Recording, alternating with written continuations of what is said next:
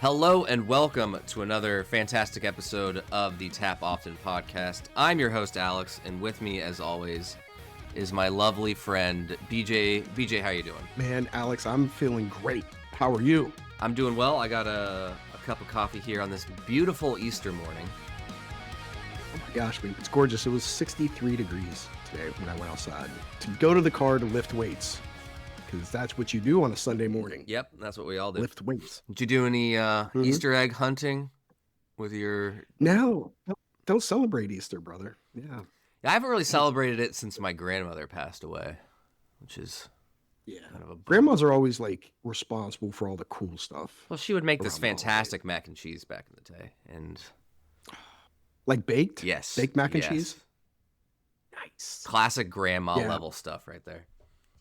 Oh my God, dude. My family's always been good with the food, but my best friend Lamont and Willie were like my two best friends growing up. Willie's mom, Miss Sylvia, and Lamont's mom, Miss Beretta, had the greatest collard greens and mac and cheese imaginable. And I have tried to recreate both, and it's just failing epically every time. My God. Yeah, that makes me want that so bad right now. But that's what I miss the most about, being a kid. The great food around the holidays, for sure. Especially the greens and mac and cheese. Oh. Well, BJ, we actually have a mailbag this week, if you can believe it. But yeah, it's been a few episodes since we've had a mailbag. But unfortunately, our good friend Tom is not one of our mail senders. He's still silent. Safe to say he probably hates the show. I think, he said to me the last day we were training, he's like, I'm tired of Alex criticizing me for my age. So you may have gotten rid of our most loyal listener. So well done, Alex. I have some bad news. I am going to insult old people again later in this episode. So.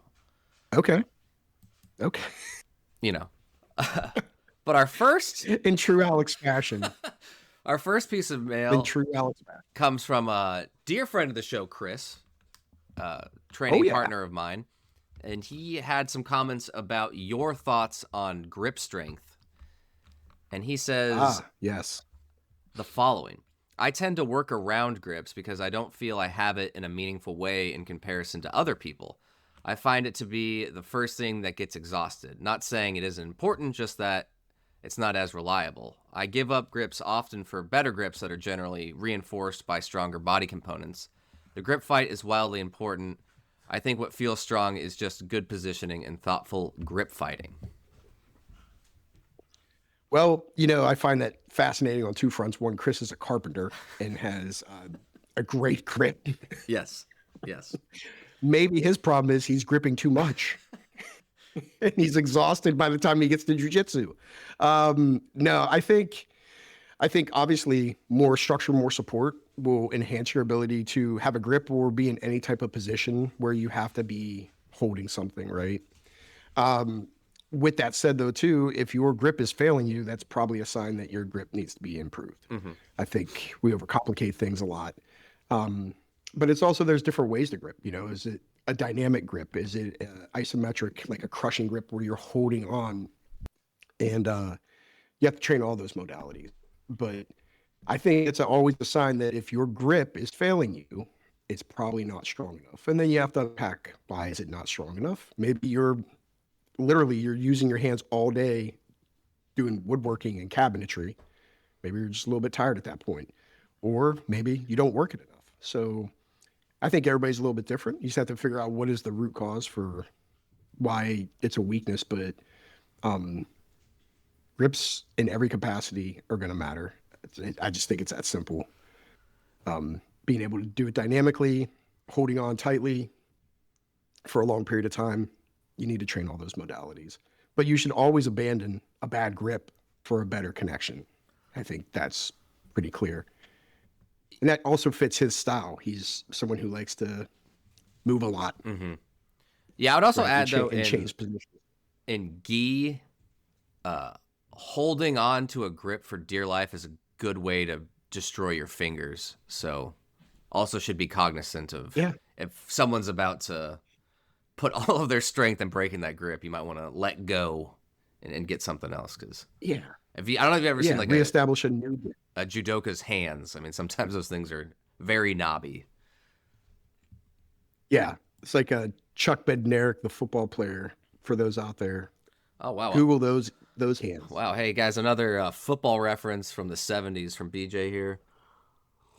50s and 60s. Oh, Chuck okay. Sorry, I didn't Bednarik. go old enough. My bad. Yeah. Yeah. One of the last great two-way players. One of the last guys to not wear a face mask, all that stuff. Philadelphia Eagles. Boo. Concrete Charlie Boo. game. Yeah. Well, sorry to all those Philly fans out there. No, Damien. never apologize to a Philadelphia sports fan. They don't deserve it. They don't want it. That's exactly who you apologize to, because they will destroy your home. They will destroy your They'll car. destroy their own home. They're coming for They're you. destroying their own city, man. They got no time for other places to destroy. They got to grease up those light poles. All right, the second piece of mail comes from Jamal. And this was in reference to our tap in, tap out topic of the UFC BJJ. And he says, here's my 2 cents as a practitioner of 28 years in these pugilist arts, with 3 opportunities to go pro, and as a person with 2 bachelor degrees in business and an MBA. Okay, so he's educated. I love Jamal. He says, bottom line, it's terrible for the sport. Let's keep in mind that the UFC has no major stars. They worked really hard to make the brand the star, and they've unfortunately succeeded. Endeavor understands star power, but doesn't want to pay it. They'll extract value out of BJJ. I've been watching fights since 1988. Endeavor has to replace the Gen X and millennial marks with Gen Z practitioners who can be shallow customers for 2 to 4 years. There's a jiu-jitsu boom in that generation, so sign as many people up with exclusive contracts to kill the competition. The UFC product itself is already watered down and horrible. Yep. Jamal needs to be a guest on this show. I agree. I think it's spot on. Oh, that's crazy. You agree Absolutely with the guy who agrees with you. Interesting. Yeah, it makes sense. And he's also a man of mature age, where we've seen some things that you kids these days haven't. And I agree. I think he's spot on. Well, that brings me to Craig Jones just announced his next event. I don't know if you saw that. Yeah. But it is an 8-man bracket for $10 million. Woo! Now, when did he release that? I think at the end of March, so I think a week or 2 ago. Now that's very exciting. That's but only 8 people get to reap that reward of that 10 million prize pool. Do you think it would have been better if it was a bigger bracket? Because that's kind of like, I mean, say what you will about UFC BJJ, but it seems like more people have opportunity to make money in that than like with an event like this. Now, I'm not saying that the UFC is necessarily paying these people a lot of money. I just think there's an interesting dichotomy between Craig Jones, who seems to be kind of taking the stance of he's for the fighters, but there's less opportunities for fighters to partake in what he does. Right. No, that's interesting. I mean, I think it would be kind of cool if there was a way for him to put out like a tournament that takes place over like a longer period of time, though, too, because it could create some other matches within that aren't part of the tournament that you can start to raise the profile of other fighters, in other divisions and whatnot. But yeah, I mean, I love that he's obviously trying new ideas to try to find things that work and make it fresh. I think that's what's needed. And it speaks to what Jamal's point was. Like, you don't want the product to just get, diluted so much that it just becomes boring and it becomes a thing that's just on TV every once in a while or every weekend at this point with like MMA, where you're like, I don't know if I'm really going to watch the fights this week. I'm not that interested. Yeah, I think there were fights last night. Because it's just so diluted. I didn't even know. Yeah, there were. And I watched a few of them. Like, Moicano is a menace, and that guy's got some serious things he's trying to work out. Holy cow. If you want to see something, watch his post-fight interview in the ring. You look shocked. I'm just going to leave it there. It's the guy's got some things he's trying to figure out. That's for sure. Okay. Well, You got to watch it. That will bring us to everyone's favorite. What's the word I'm looking? Segment. There we go. Favorite segment. Tap in, tap out. Let's pause for me to edit in the music for a bit here. Tap in now, tap out. Tap in now, tap out. You can hear it in your head, and then I slowly fade it in. BJ, tap in, tap out. For those who don't know, we each present the other person a statement, and if they agree with it, they tap in, and if they disagree with it, they tap out, and then they will explain why. Why don't you start us off with tap in, tap out? I think that was also probably the best explanation of tap in, tap out that we've had. So it took us 6 episodes to finally get here, but kudos to you. We're always evolving. Always. So tap in, tap out, Alex. Half guard is a better position for the bottom person than full guard. I'm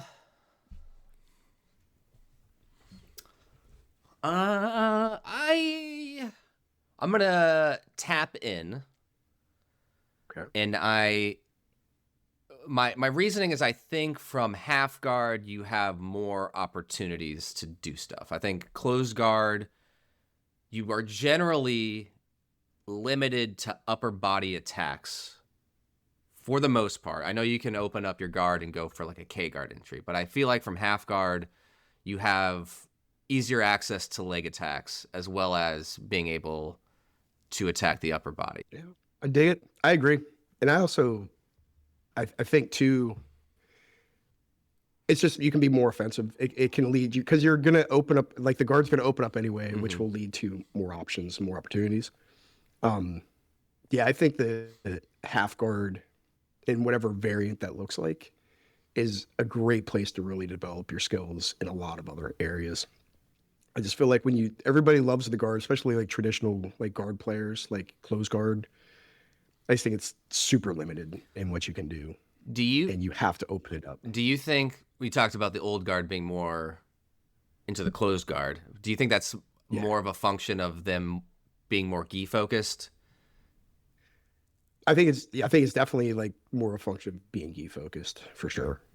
Definitely. And I think too, from like a self-defense perspective. True. Yeah. Also.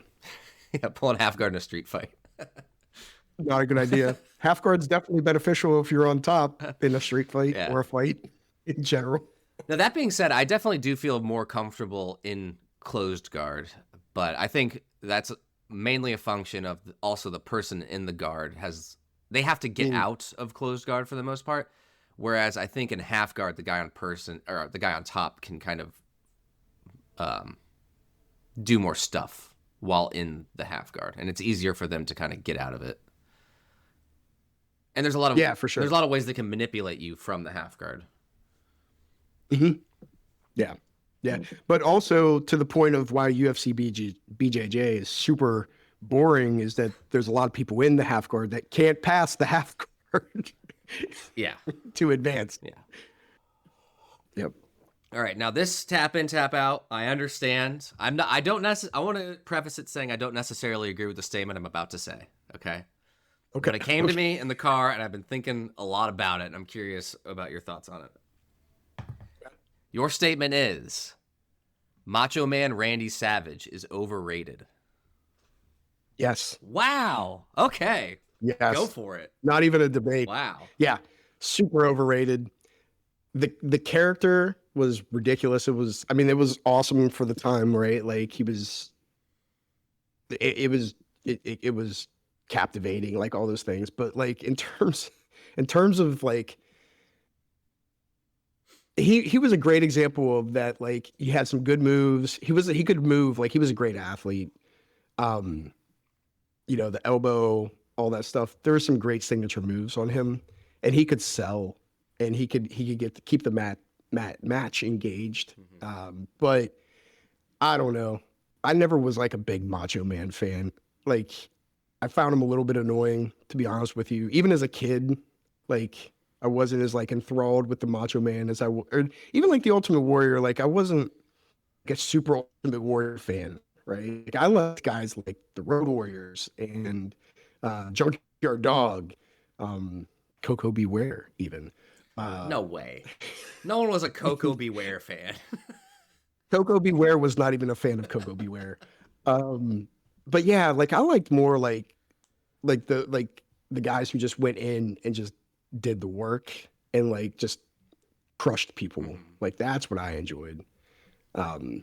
Versus like even like Hulk Hogan, like I was never like a little kid like wanted to be like Hulk Hogan. I thought he was lame and his hair creeped me out too as a kid.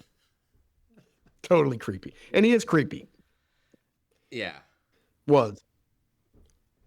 Yeah, the Macho Man thing. So I found the Pro Wrestling Observer had a list of the top 100 wrestlers, and Macho Man was like number 21 or something like that.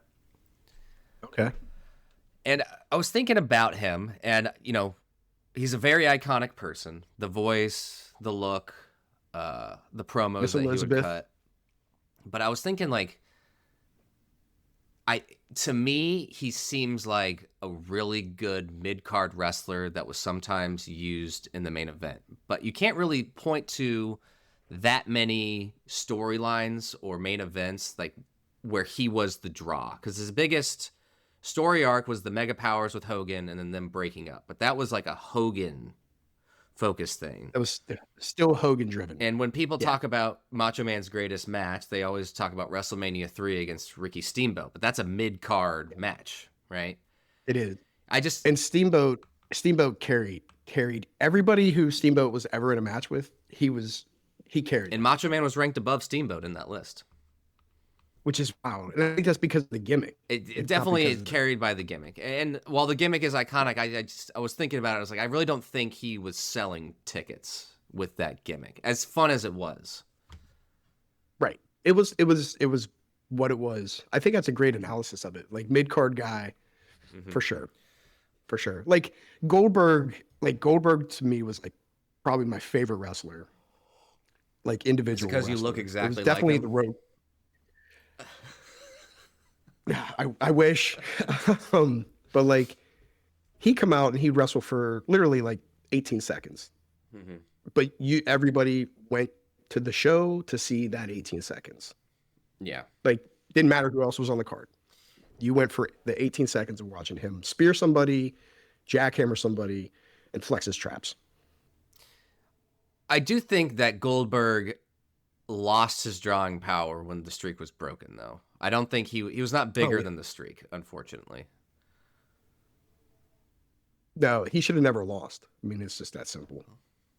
He should have never lost. You run into Big Daddy Diesel, big sexy Kevin Nash. Kevin Nash, another great athlete too. Basketball player. Again, basketball rearing its head. How they're the best athletes. You notice what Randy Poffo was? He was a baseball player. Yeah. Baseball players are tremendous athletes also, but mid-card baseball. You know who was a surprising shooter on the court? Dusty Rhodes. Oh yeah. Yeah, dude, that video that's circulating from back like in 85. Yeah. Dude, he was a dead eye, man. Shoot, man. Shoot. That guy was a menace. Shooter. And trying to block the lane with a man of Dusty Rhodes' side. I mean, come on. Dude, he was. Now, I liked as a kid, loved Dusty Rhodes. Like, he was totally like people's champion. Well, which right? Dusty did you watch as a kid? Was it in the WWF it would or be WCW?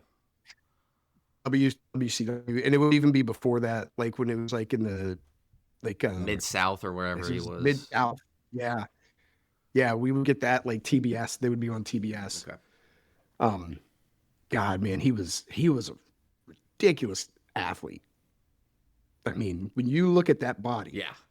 that physique, and realize how athletic he is to do all those things, man, it's incredible. And that weird thing on his stomach too always kind of freaked me out a little bit too as a kid. That extra sack of something. I got a follow-up on a previous Tap In, Tap Out. Okay. I was watching Instagram, and there was a stand-up comedian, and he was talking about what it was like on the set of the So Fresh, So Clean music video by Outkast. And he was talking about all the colorful IRL pimps that were featured in the music video.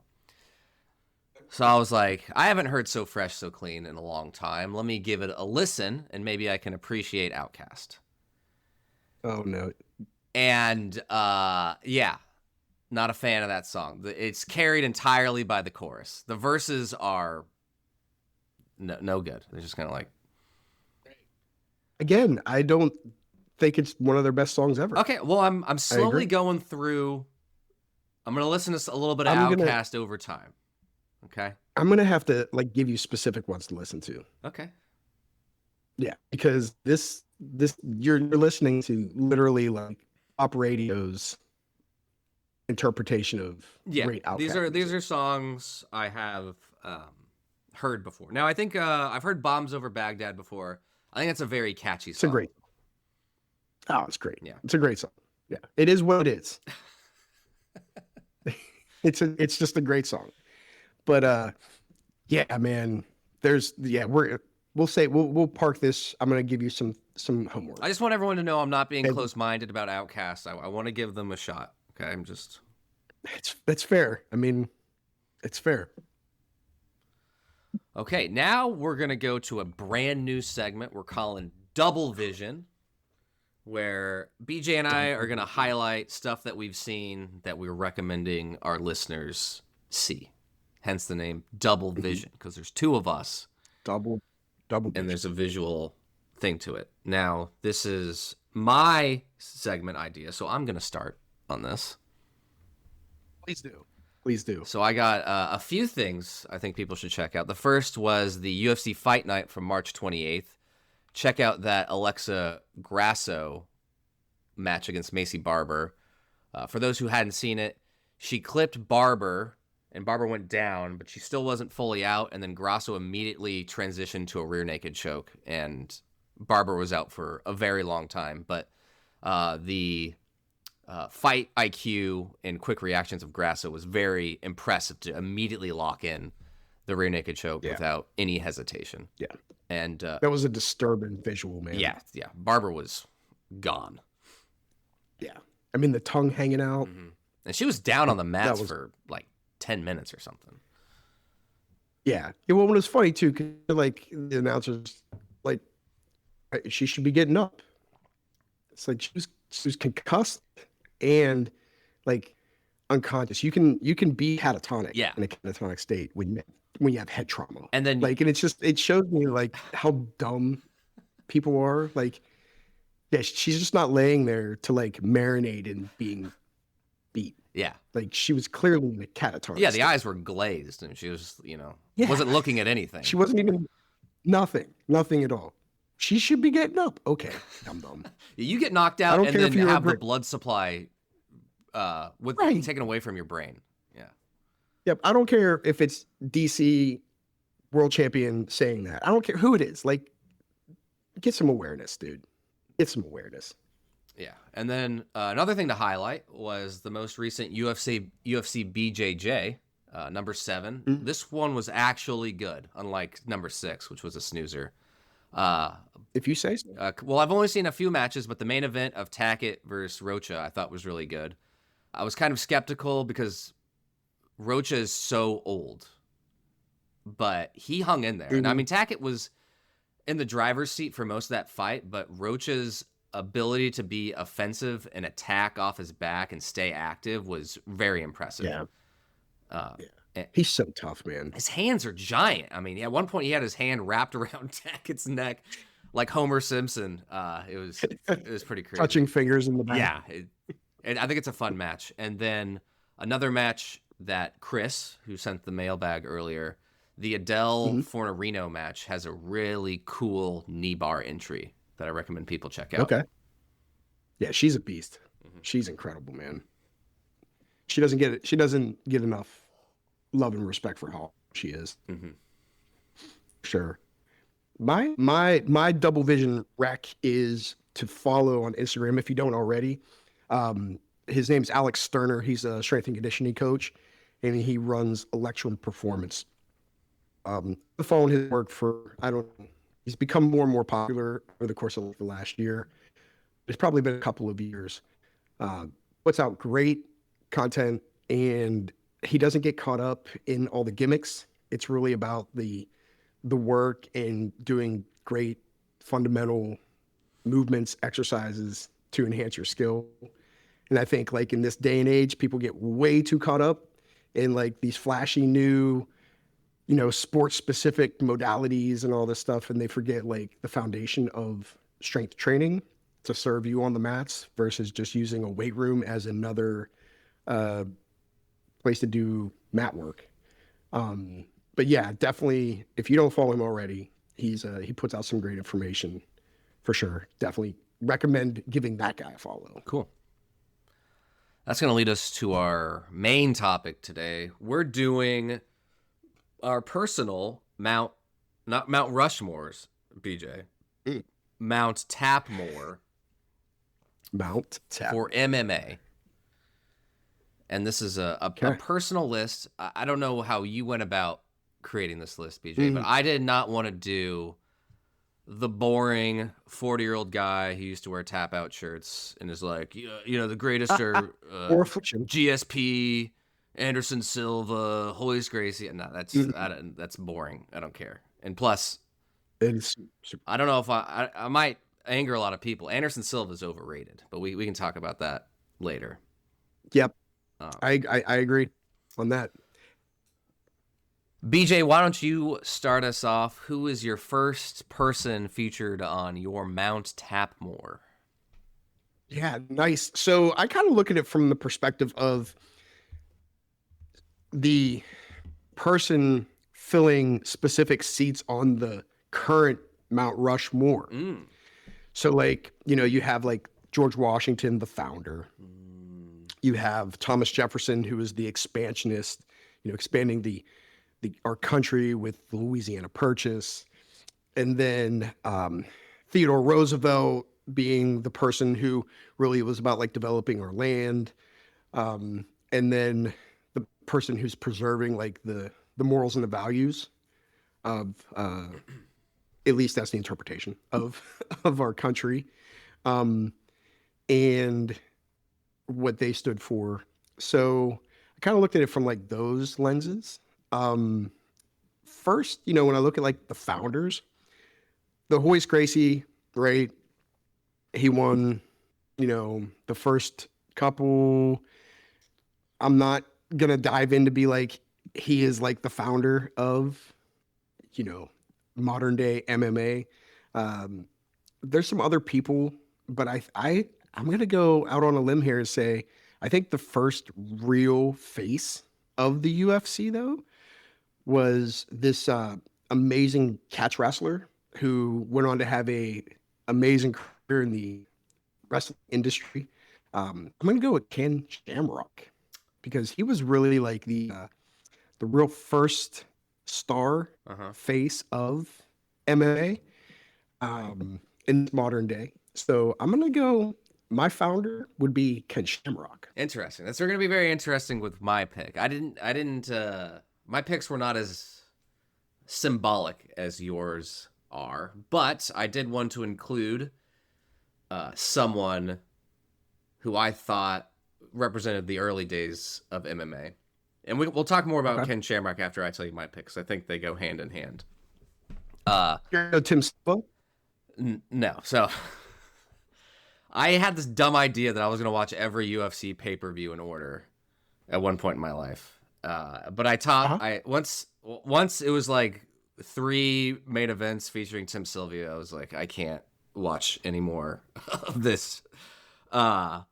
But there was one match that I watched, and I was like, this guy is the prototype for what an MMA fighter will become. This was like the first guy where it wasn't like the early days where it's just like a karate man or a boxer. This guy was like an actual mixed martial artist. And that man's name was Frank Shamrock. Yeah.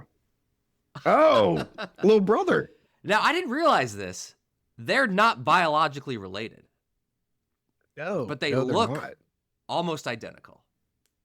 Yeah, which is so fascinating, right? Yeah. I guess nature versus nurture, and nurture won Mm-hmm. in that regard. Yeah, fascinating story. If you've never read the book Lion's Den by Ken Shamrock, or it's an interesting read because it talks about like their upbringing, being I think it was foster care together. So it's really an interesting story, like fascinating to show, overcoming obstacles and all those things. But yeah, Frank Shamrock was no joke, man. Like he was so good, and I would agree. Like, man, that's a good call. Like way ahead of the like curve of like a complete fighter at that time. Yeah, But you could, because everybody was either like a wrestler or a specific martial art. But you're right, man. I'm giving you that. well, I think you could also say the same for Ken, but I guess I think Frank felt more well-rounded than Ken. Yeah. And also Ken Yeah, pulled out from the sport earlier to pursue professional wrestling. So I think that probably yeah. affects his legacy in our minds. But if you haven't seen it, highly recommend Frank Shamrock versus Tito Ortiz. One of the greatest great matches of match. all time. And Yeah, for sure. And they both had great hair too. Oh. Not Tito, the Shamrocks. you don't like Tito's hair? Man. Not that I can really judge. Also, Frank Shamrock's first professional match was against Boss Rutan, and he won. Yeah, Boss Rutan was someone that, like I was like, oh, I would love to put him in there. I just don't think we got to see enough of him, in his prime. Yeah, you'd probably have to watch a lot of pancration stuff. Yeah. Yeah, that guy was, God, he was brutal. Have you seen his, like, this oxygen breathing thing he's been hawking lately? No. It's like a airflow restrictor or something. It's supposed to improve your oxygen efficiency VO2 in your max. lungs or something like that. It's probably BS. Interesting. But I saw him drinking Stella Artois and his Instagram talking about, what was it like when you were in the 90s? It was like a bunch of clips of him just destroying human beings. palm striking. Yeah, right to people's faces. Yeah, it was great. There's that clip. He was like, was he in like a leg entanglement or something? And he's just like palm striking the other dude repeatedly in the face. Am I remembering that correctly? Yeah. That's him, right? Yeah. Yeah, they're like in a 50-50 leg entanglement. He's just Yeah. beautiful. God. All right. So who's your number 2? I guess you're Thomas Jefferson, your expansionist. Yeah, this would be someone who like expanded the territory of MMA. Okay. Okay. So like really get into that global reach. I think a couple people came to mind. One was Chuck Liddell, because he was like such a huge superstar, and he definitely became a celebrity, as a byproduct of the UFC. I mean, he was even on Entourage at one point, which is a Whoa. great show. Whoa. Yeah. Yeah. Did you know Entourage? Yeah. What do you mean? Did I know Have you ever seen Entourage? that? I didn't watch I mean, it because I didn't have cable. oh, dude, you need to go back and watch it. You would love it. I don't know. I mean, I've seen clips of It's a great- Jeremy Piven's character. Oh, Ari? Yeah. Yeah. Those are kind of funny. Yeah. I recommend it. Okay. I would go back and watch I mean, I it. got access to Yeah, it now. yeah, go for it. I like Matt Hughes too, maybe in this role. Because of that like Midwestern American style wrestling. He was with the and I love- Militech school, right? That was him. Yes, yeah. And I love Matt Hughes. He was probably my favorite, like at that point in time. And of course the Count Bisping, the global reach there. But I think without doubt, it pains me to say this, is Conor McGregor. Um, he is like the ultimate uh, of moving a sport into a global phenomenon. Like if it wasn't for him, like the UFC would not have they wouldn't be where they are without him. McGregor is also on mine, and I hate McGregor though. mine's very. God. I'm very biased because uh, his You're rise in Irish? MMA coincided with me getting into martial arts in general. He's the same age as me. We're the same size. We're both southpaws, so he was kind of an inspiration for me. And yeah, I mean, he's what got me hooked. Really, that everything up to the Mayweather fight was so exciting. Him Yes. in the ring, outside the ring, all of it, and the way It was must see. yes, and he held himself well for the most part during that. It wasn't really until later that you could kind of tell the money and perhaps extracurriculars outside of the ring were kind of harming him. But all of that stuff, even up leading up to the Khabib fight, I mean, it's must see TV. His matches were always exciting. The knockout of Aldo might be one of the greatest knockouts of all time, with how he called it ahead of time in the locker room, and then the timing of it just perfectly hit him on the chin. Dude, his first like 3 fights in the UFC, like I was a fan. Like how could you not be a fan, right? You had the crowd was there for him. Like there was this, yeah, it was amazing. It was amazing. Mm-hmm. Yeah, I think what put him on the map for me was the Chad Mendes fight, and how that was a style mismatch for him because of Mendez's grappling background, but the way he was able to withstand that and win, you're just like, man, this guy, he can do anything. Yeah, I wish that's another guy too, like Mendez. He's like a good example of like great wrestling, but like they just want to punch. Yeah, that was a thing that happened at a lot of guys that came out of Quest, because they were mainly like Oregon wrestlers. Chael, Couture, Dan Henderson, especially Dan Henderson. He's got to be the definitive wrestler who just wants to punch. He's the best example of all time. Yeah. Bo Nickel could become like a great example of that too. Like, dude, wrestle. Just wrestle. I mean, you look at Khabib's striking is terrible, but everyone is so afraid of being taken down. He can get away with murder on the feet. Yeah, Khabib. It'd be interesting to see if Khabib comes up on this list. He's not on my list, I'll tell you that much. Yeah, not on mine either. I don't want to fall asleep while I watch a fight. Who's your number 3, BJ? So this is a figure who helped modernize the sport. So really like integrating skill and the science. There's some great examples. Robert Whitaker, like it's super underrated. I think he's phenomenal, man. Like, and he's also could be in the expansionist category too. Open up that whole part of the world in the Australia, New Zealand, Pacific, Southeast. Nunez, Amber Nunez, Amanda, phenomenal. not Amber. I said Amber, sorry, Amanda. BJ Penn. That's good. Yeah. Incredible. But I think those are all great examples, but this person, the top of the line, and that's GSP. I mean, I think he's the perfect example of like professionalism in MMA. Marrying like the creating this blueprint of developing your skills off the mat and on the mat. He almost took like what Hickson did from like this full integration of your approach, and he just took it to a whole nother level.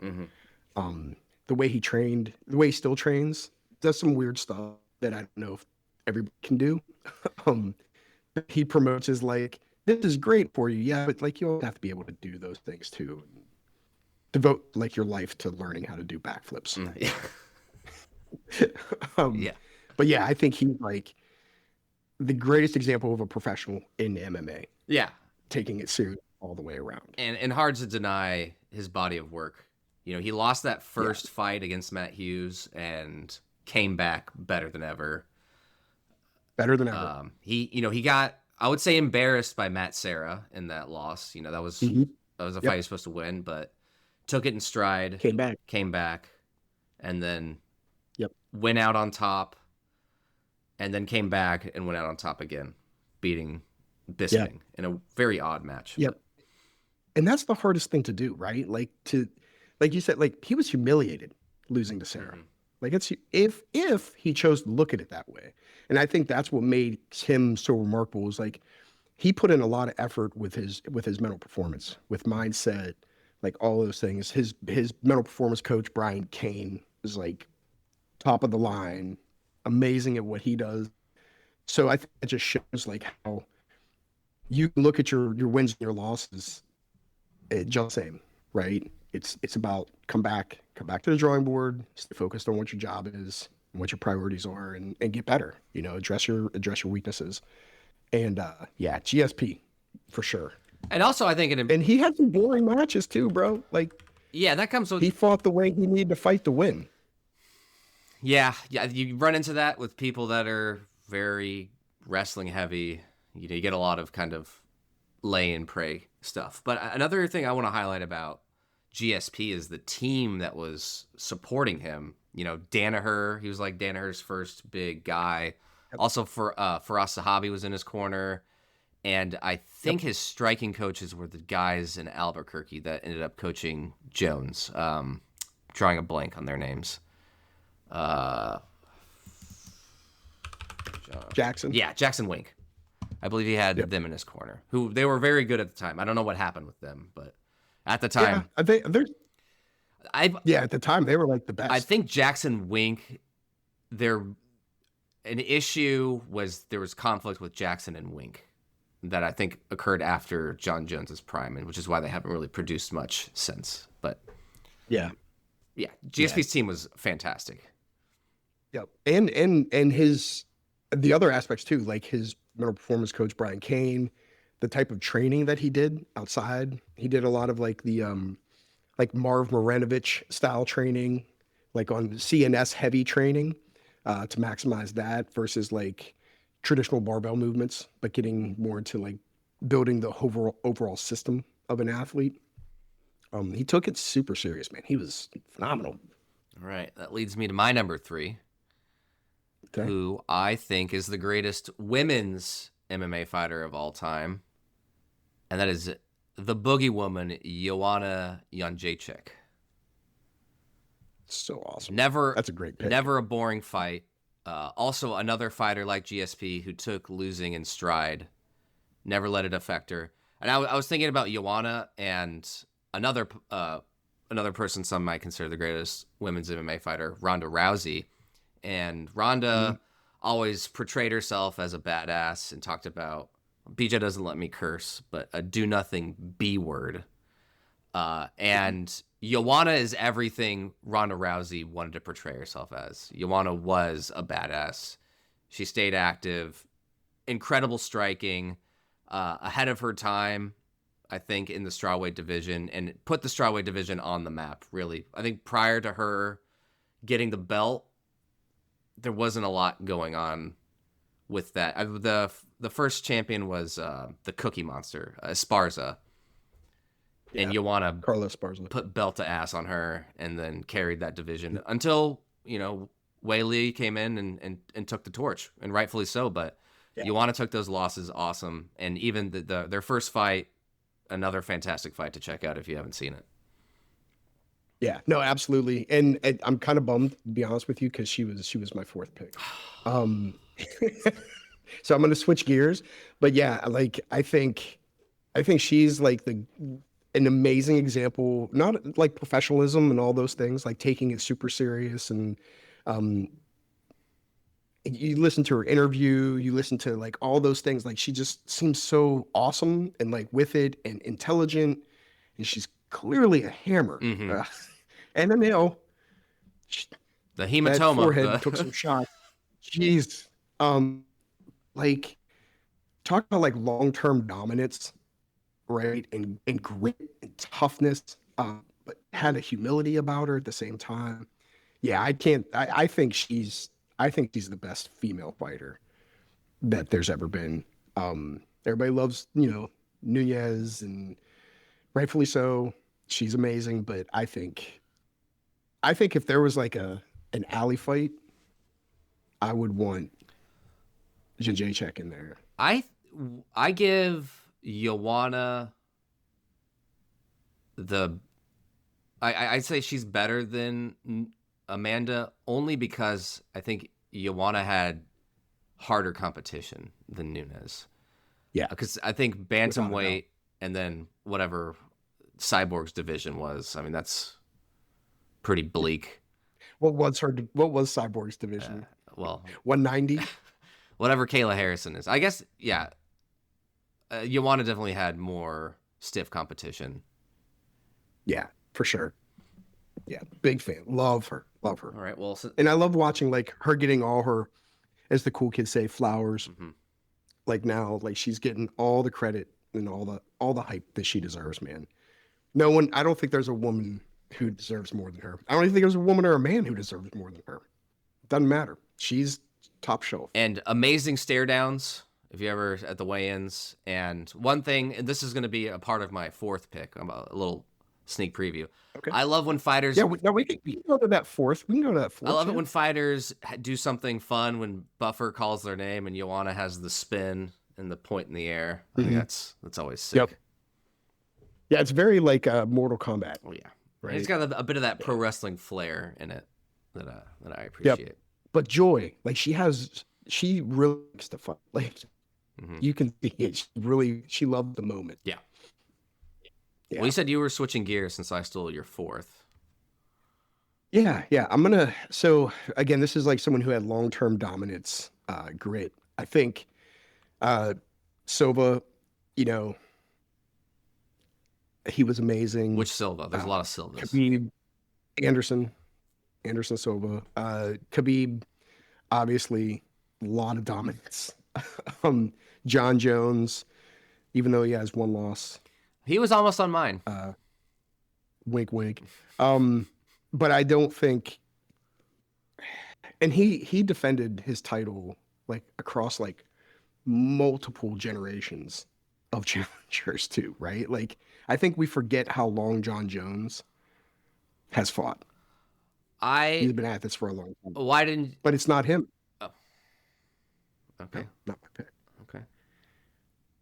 My guy, who I would consider is like the soul of fighting, and elite in the hardest division, maybe the hardest division ever in the history of any division, and that is Dustin Poirier.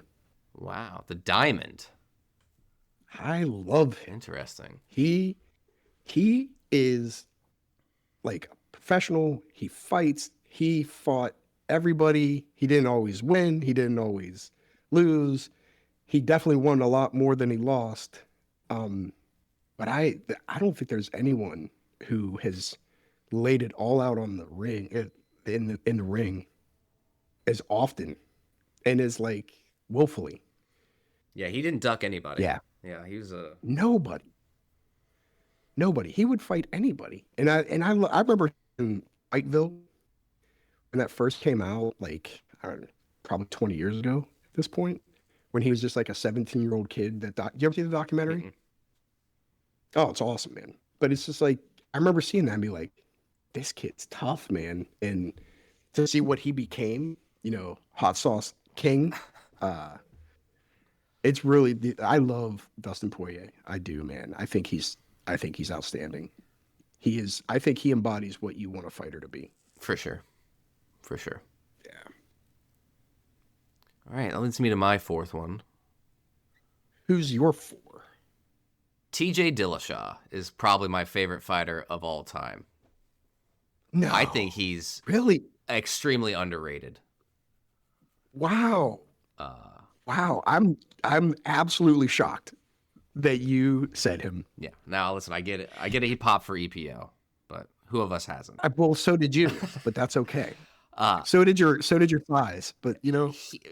You need to watch some Dillashaw fights. That guy has extremely fast hands, and his combos are not short. He's throwing 5 things at you: jab, cross, uppercut, a hook, and he's ending it with a head kick. And the way And he can wrestle too, man. the way he weaves his striking into his wrestling, like he'll do a 3-hit combo and then hit an outside trip on you. He's very exciting.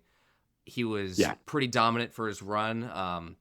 I gave him the win against Dominic Cruz, but I understand it was a close match. But yeah, I always loved watching Dillashaw fight. And when Buffer calls his name and he hits that flex and yells and right back at Buffer, oh, dude, that gets me going. But I can't say enough about TJ. I think he's awesome. Awesome. No, he is, man. He reminds me a lot of like Jay Penn in that when they're on their A game, unstoppable, right? But when they're not on their A game, like you can just see like the headspace isn't there. Like they're just not like Cody Garbrandt's a great example too. Like when he was at his peak. Well, he had one peak, the greatest performance of all time against Dominic Cruz, and then after nothing. Yeah, and then that's the thing. Like you saw all this, like what this could be. But then for whatever reason, it just doesn't. And it's also impossible to replicate a generational moment. That's why it's called a generational moment, right? But yeah, like Dillashaw, man, when he was on, there was not anybody like him at all. The only reason why I would say like BJ Penn over, even BJ Penn at the height is probably better than anybody else. Because at the height of his performance, he was taking dudes out who were 70 pounds heavier. All right. Well, that is our Mount Tapmores. Let us know what you think in our comments. You can hit us up on DMs on Instagram at Tap Often Podcast or email us tapoftenpodcast@gmail.com. Were there any other honorable mentions you wanted to talk about before we wrap it up? The only other one was Little Evil, Jens Pulver. Good call. For like that founding father, 155-pound division. That's a guy who doesn't get enough respect. Yeah. And he ran into BJ Penn. That was his issue. Yeah. Yeah. And if he didn't exist, right, like there would be no 155 what it currently is being the best division probably in the last 10 years. Like he built that completely. Yeah, that's a good call. I just wanted to talk a bit. I was very close to putting John Jones on mine as well. But him being a absolute dirtbag in real life, and the frequent cheating he did in the ring, eye pokes, was it an illegal knee against Anthony Smith? The repeated drug test failures, and his really lame end of career matches. Yes. And then the stuff he's been doing with the heavyweight division kind of turned me off to putting him on there. However, he did get me into MMA. It was his season of The Ultimate Fighter on Hulu. It was the first opportunity I ever had to watch MMA. Really? So him and Chael are what got me. And that season was amazing. You had Kevin Gastelum, Uriah Hall. That whole season was awesome. But Uriah Hall, the greatest to never become what he should have been. Mr. Potential. It's stuff John Jones did in the ring always was awesome. The teeps he would do at the knee, foot stomps in the clinch. I love foot stomps in the clinch. It's not done enough. I think it's so effective. Of course you do. Of course you do. Amazing stuff. And anytime a clinch was broken up, John is throwing that spinning back elbow. He's not always hitting it, but he's trying to make you. It's coming. At any point when you're coming at John, he's kicking you in the knee or he's hitting you with something. Just really exciting, cool stuff that he did for a while. I think that second Gustafsson fight took a lot out of him and changed him, and also getting older as well. Yeah, I think it's fascinating because I think he's the greatest fighter ever. But because of what a complete scuzzball he is, Well, I just can't overlook it. and there's, he's probably the most dominant light heavyweight, but a lot of people have criticized him because a lot of the people he beat were kind of washed up on his way up. He fought Rampage on his way down, Rashad Evans on his way down, Lyoto, Shogun. And it wasn't really until he fought. Think of the names you just said, though. Too. I understand. Yeah, they're great, but they were all like not at their peak anymore, right? And John was like really young, right? I mean, he was on his way up, and once John got to people at his physicality, Gustafsson, Reyes, Santos, you really saw him start to struggle. But that Reyes, right. Man. But then John beat the brakes off DC. So it's kind of like, it's really hard to kind of assess where John falls in all of it. Yeah. Well, I think a lot of it comes around his mindset, right? Like there's clearly bad blood between him and DC. So he brought it. But like Reyes wasn't, bunny ears, didn't mean much to him. Right. Yeah. Same with Santos. Gustafsson didn't mean much to him. And then, he should have put Anthony Smith away easily, but he didn't. Oh, there's another guy, man. I love Anthony Smith. Really? Yeah, I do. What fight do you think he had that showed him to be premier? I don't know if I think he's like one of those like mid-card guys that I just love to watch. Respectable. Like, respectable. Yeah. I'm that way with Lorenz Larkin. Okay. His fight against Mikhail and I talk about it all the time. What is his name? I was not expecting that one to come out. Dude. Lorenz, Neil Magny. His fight against Neil Magny, you got to check it out.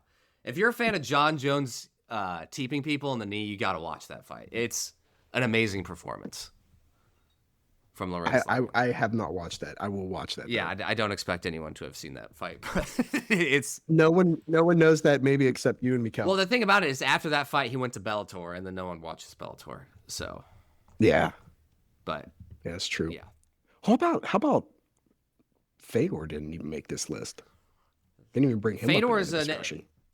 Old guys love talking about Fedor and Cain Velasquez nonstop at all times, especially Paul Herring. Yeah. Fedor. I'm ignorant of a lot of his stuff, to be fair, but I do understand how important he is. But I'm beholden to what I've seen, and what I've seen is Lorenz Larkin beating up Neil Magny. Lorenz Larkin, the Monsoon is his nickname. Dude, you gotta watch that fight. If you see that fight, you're gonna understand why I became a believer. I'm gonna watch it.